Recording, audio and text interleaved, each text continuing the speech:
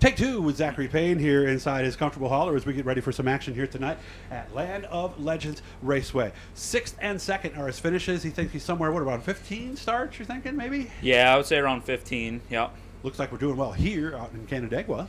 Yeah, it helps starting early in the year, kind of getting the things dialed in early before we start the weekly racing. It could be just as simple as making sure we have enough tools in the pit cart, spare parts, but also then seat time and driving experience. And I would imagine some of those trips we took earlier in the year help you with a lot of the stuff you were just mentioning, right? Yeah, definitely, yep. Yeah, 'cause it's not just the driving and the physical aspects, making sure you have everything in the trailer, making sure there's a lot more to it than just, okay, let's load up the car and go. Right, it's more than just, I mean, it is seat time, but there's also more to it for us now that we're further along than where I was 2 years ago. So there's more to it now, just going to practices and going to early shows before weekly racing starts.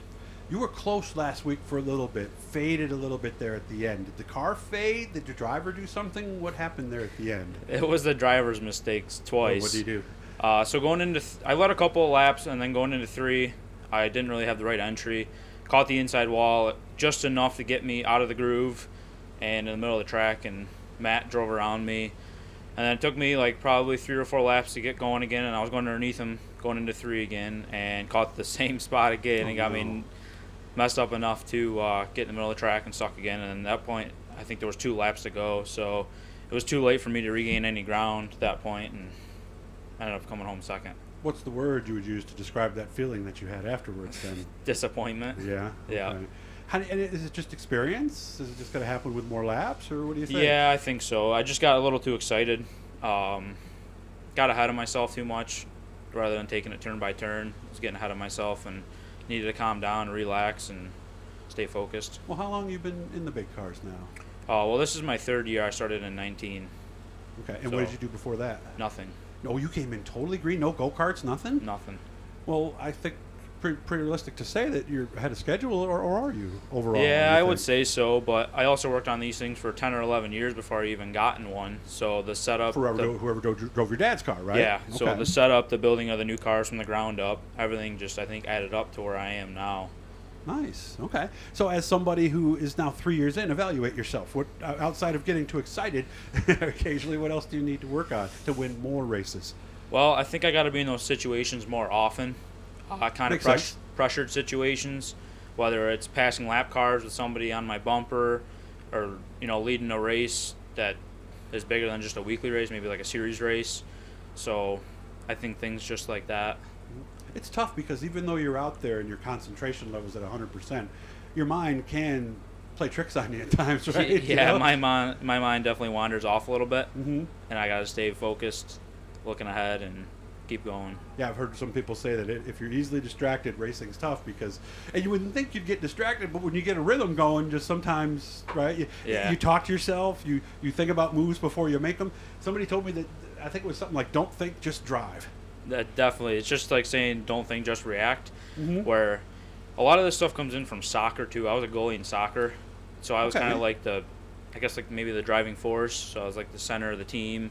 Yeah. Like, came down to me, so that's kind of where I see the race car being. It comes down to me after everything else is done, and then it's just my choice where I'm going to finish or how good I'm going to do. I like that for an analogy because let's say there's a guy in a breakaway, and here he comes, and okay, It's going to come down to me and him. You can't sit there and make up your mind, he's going to kick it over here, he's going to kick it over there, because just like in racing, you can't think about a pass because by the time you think about it, the opportunity's gone, just like it would be as a soccer goalie, right? Yep. So how do you not think and just react better? I think I learned that from playing soccer, honestly. Okay. I played goalie for probably about 5 or 6 years, so I think a lot of that comes from outside of racing too.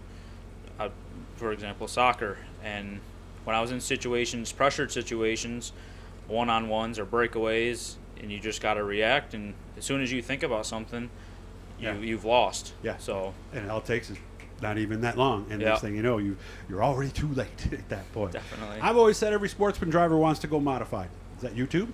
Yeah. So we've been doing some modified shows here and there. Last year we ran the big block car twice here. That's right. I remember that. We built a small block here a couple of weeks ago, and I took that to the Weed Sport Test and Tune along with my Sportsman and ran it there, and it was pretty good. Mm-hmm. What do they allow you now? I remember it used to be a certain amount of races before a certain point, but now I understand it's X amount of races a year, and that's all you get to move up and try 6 or something. Yeah, it's 6 for 2 years, I believe. Oh, for 2 years? Yeah, I think you can do it for 2 years is what I think the deal is. Okay. But then you got to choose either move up or stay down. Right. Yeah, you can't. Right. Go back and forth. Yeah. Won't let you do that. Is it? I mean, that's because I think it's anything that makes that move tougher, because now once you do, you're stuck.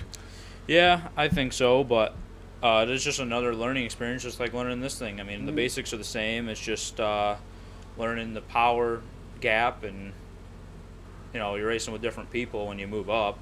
So I think it's part of that too. Of course, you could go to Outlaw. That's not a DRRT track, so right. You could, but I prefer to stay away from there. Okay. Well, I was just using that as an example. Yeah. You could go to Woodhull. You could go to any place, really, right? Right. As long as it wasn't flying the DIRT banner. So, Right. So what's our goal for tonight? We got to go out and win this thing, don't we?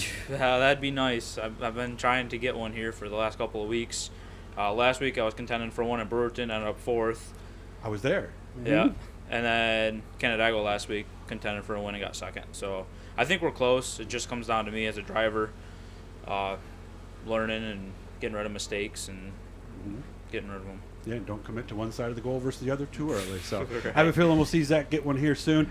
You guys hit that little blue E down there in the corner that will subscribe you. It will let you know every time we're talking to somebody. It'll send you a little message and just tell you who it is. It does not cost you any money. Have fun, and maybe I will get to chat with you tonight on the track, man. That'd be awesome. Thank you.